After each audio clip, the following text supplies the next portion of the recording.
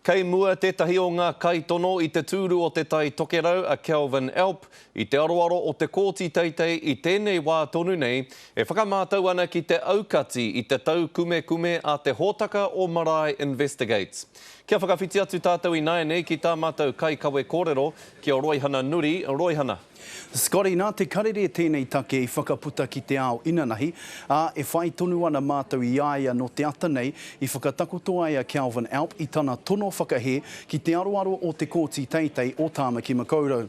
No muri mai I te paupautanga o te rā, ka tū ia me ana roia, me ngā roia hoki o te reo tātaki o Aotearoa nei, ki mua ia kai whakawā Presley, ki te whakatakoto I a rātou kōrero, whakautu hoki I ngā pātai a te ture, ko te whakahe matua a Alp, ko tēnei, ko wai te reo tātaki ki te whakahe I tana whai wāhi atu ki te tautohe a Marae Investigates. Nā I nae nei kei roto tēnei take I ngā ringaringa o te kai whakawā. I was actually quite miffed, to be honest.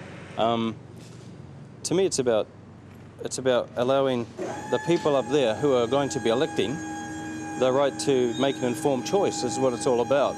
They've got to understand my position on things and what I could bring, rather than just the same old, because that's all they've ever got. No reire, Roihana, hea puta mai ai te whakatau a te kōti teitei. Kei te kai whakawā ana ke te whakautu ki tēnā pātai, Scotty, he oi anō e ai ki ngā kai whakahaere o Marae Investigates I tēnei wā, kei te whai tonu rātou I a rātou whakaritenga, ara, ka tū te tautohe a te pōnei, ka whakapāhotia a te ata o te rātapu, mā te kōrero anake a te ture, tā rātou mahere e whakapōrea, Scotty. Tēnā koe Roihana moena whakamārama.